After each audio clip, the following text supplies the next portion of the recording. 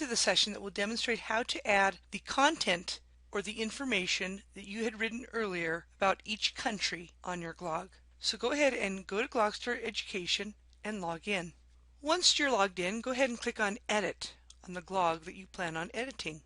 You now need to open up your document where you did the write-ups for each country that you represented for your Glog. So I'll go ahead and select the content for Chad.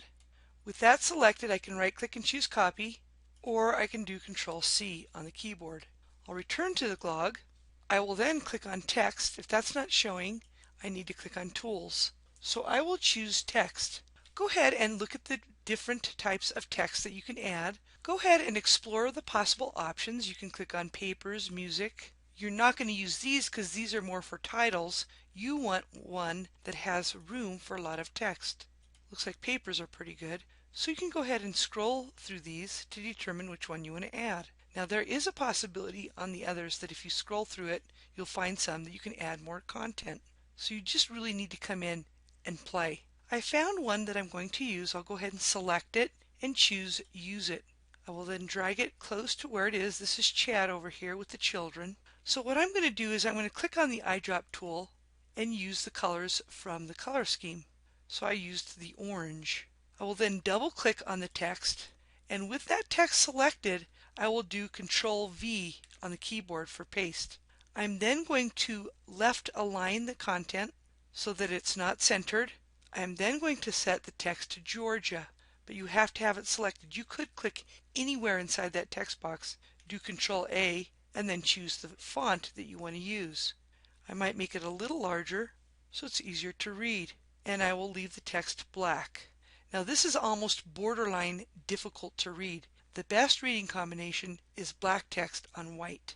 I do think that it complements the color scheme. I am going to use it because it still is readable, but again, you don't want to have too dark of a background because then it's going to be difficult to read. I'm going to go ahead and continue adding the content onto the Glog so that I can show you what I come up with. Let me go ahead and demonstrate what I did. I went ahead and added enough text boxes for most of the images. I set it up to where all the text is Georgia, and I made them roughly the same size so that you have that consistency. I went ahead and I added something in the bottom right corner, thanking Culturegrams. You want to thank your sources.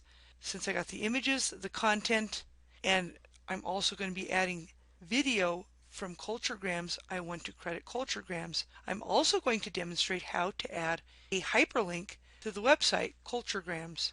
I will go ahead and locate the website Culturegrams. Once I locate that source, I'll click on that. I will highlight the website address at the top of the page, and you can right-click and choose Copy or Control-C. Go ahead and return to the Glog.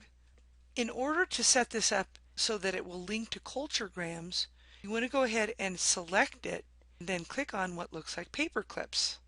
When this pops up, do you see where it says Hyperlink to Selection? Click in that area and choose Control-V of your keyboard. Go ahead and close it out.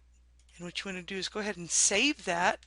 Choose Finish Saving, and now go ahead and click on View this Glog so you can see what's going on. As you can see, if you have too much text, you can scroll so you can read everything. I'm going to go ahead and scroll down. That applies to all these text boxes. It's a wonderful feature. And then if I click on Resources from Culturegrams, if I click on that, it will take me to the website. I will now continue editing by clicking on Edit this Glog. There's one more thing I wanted to point out before I go to the next video.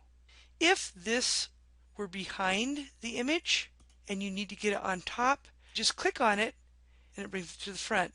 So that brings it behind, that brings it to the front. So those are some things you want to experiment with. This concludes the session on adding the text boxes and maintaining a consistent font scheme and maintaining your color scheme throughout as well.